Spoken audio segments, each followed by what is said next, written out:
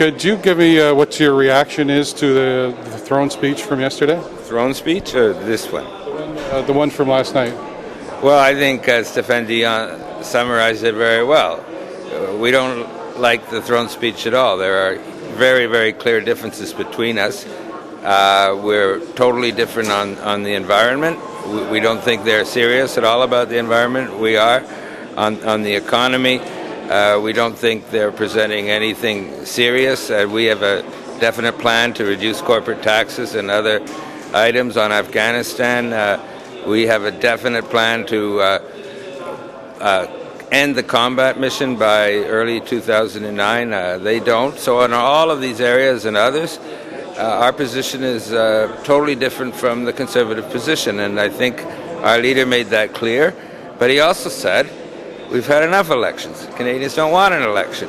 And he quoted the precedent of Stephen Harper himself in 2005, who, in response to a Liberal budget, said the same thing. So we oppose the throne speech, but we do not believe that now is the time for an election.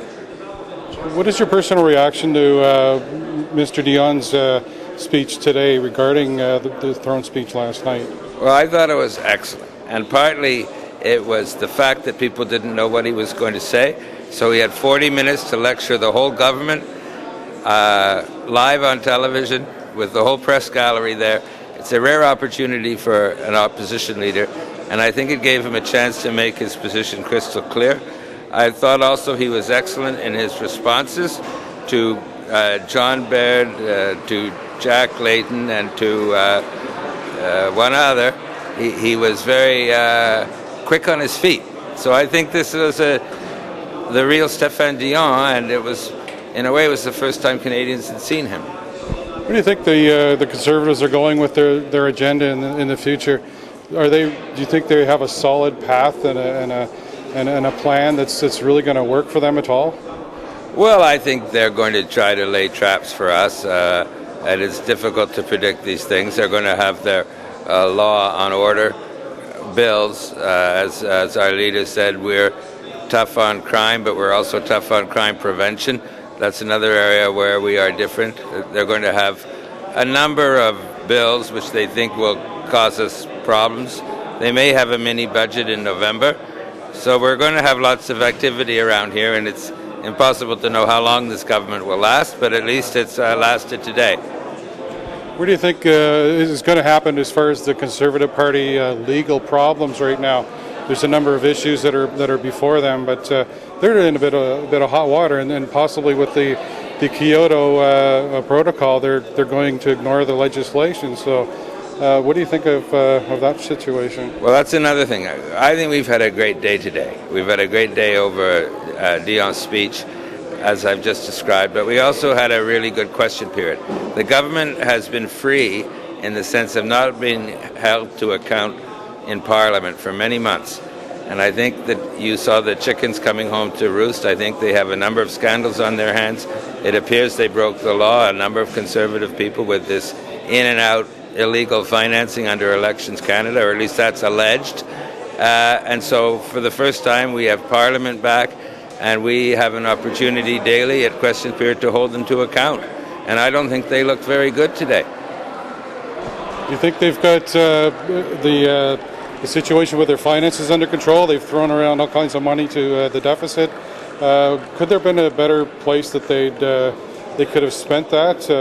What do you think the Liberal plan might have been under those circumstances? Well, so far they've been coasting on a strong economy they inherited from the Liberals. Recent months is the first time there's some storm clouds. There's a dollar at parity, which poses problems for our manufacturing sector. There's a weakening U.S. economy. And so for the first time, the economy is less certain. And we believe Canada needs a strong plan. We have put forward a plan calling for deeper corporate tax cuts. We think that's the way to be competitive, attract investment, and create jobs for ourselves and our children. They don't have a concrete plan. They have a few lines about what they might do, but there's no rationale for it. There's no clear plan. Do you think that the situation in the Middle East is possibly going to get a little more attention from the press, and do you think there's a... Afghanistan? Well, actually, I was going to ask you about Darfur, sir. That's another thing. The word Darfur was not in the speech from the throne. I don't even think, I can't swear to this, but I don't even think the word Africa was in the throne speech. And Darfur is a place of mass killings, the worst place in the world, and there's no mention.